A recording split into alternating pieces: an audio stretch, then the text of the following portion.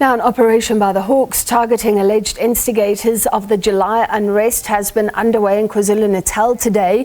It is understood that several arrests have been made. Looking back, more than 350 people died during the widespread violence and looting that we saw in both KwaZulu-Natal and Gauteng.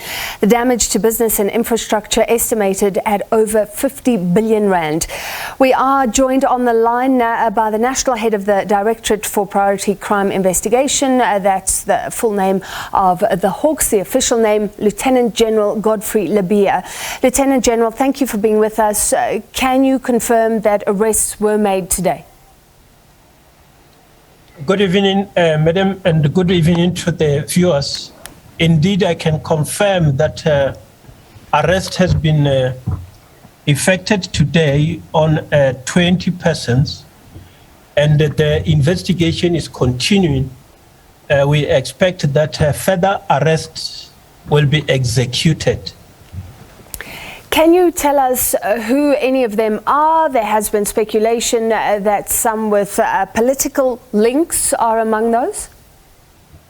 Yeah, at this stage, we will not reveal the names of the individuals that have been arrested. Their names will only be revealed once they appear in court. We normally do not ask the individuals as to whether they belong to political parties or not. It is not part of the requirements. We look at the conduct that they shall have perpetrated.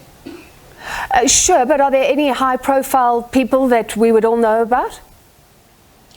No, I think that once they appear in court, the people will be able to judge as to whether they are high-profile individuals or not. Thank you. Sure. When will that be, Lieutenant General?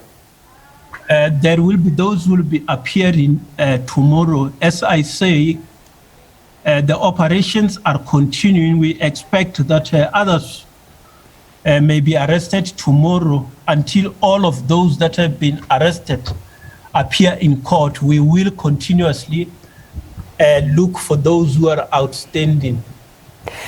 After the unrest, government said that 12 instigators had been identified, and then it seemed like the whole thing went away. Are we talking about the same people? Were these names among those early 12 identified as instigators? And can you explain why these arrests come more than a year later? I think that once we have completed the operation, you will see the reason why it has taken this long. As you can see today, we are talking about 20, and this is not a complete number.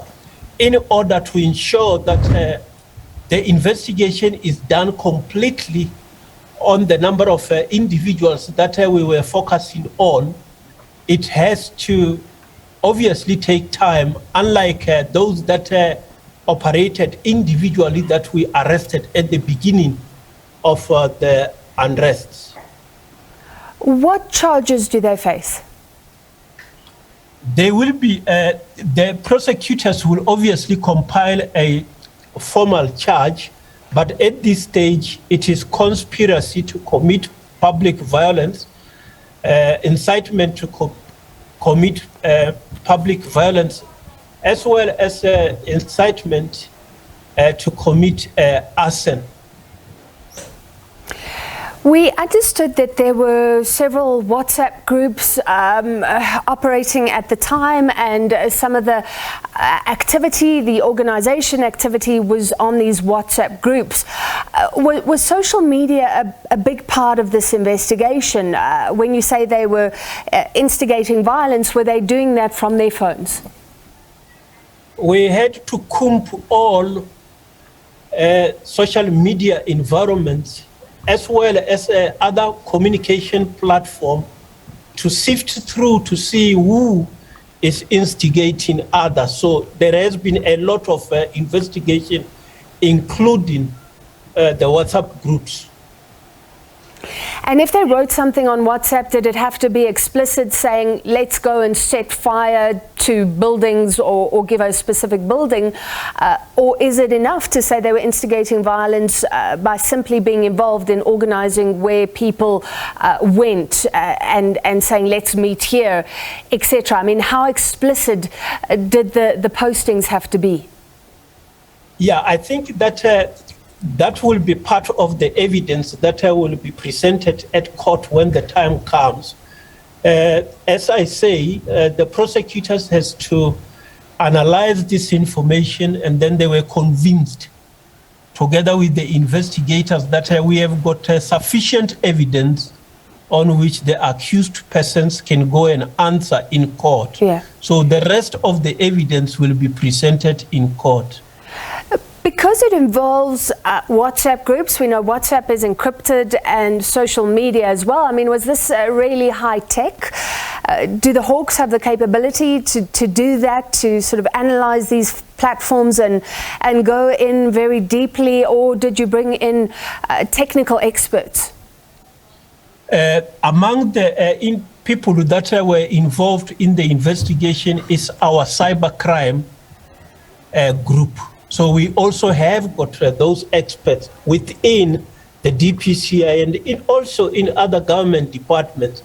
So we have got to pull the resources together to ensure that we also conduct that type of investigation. Lieutenant General, second last question. We're hearing that this was a clandestine operation going on for a long time. I mean, was there a possibility that people would get tipped off, delete messages? Can you give us any more information over and above what we've spoken about? I think that that will be part of the evidence. Obviously, once we start revealing how we conduct our investigation, whether the message is deleted or not deleted, it may make some of the potential suspects wiser, and our investigation going forward might be weakened. All right, we understand, and we appreciate the information that you have given us, saying 20 people have been arrested. This is linked to the July unrest last year, and the investigation is ongoing, saying that it will become clear why it took so long, why these arrests come more than a year later.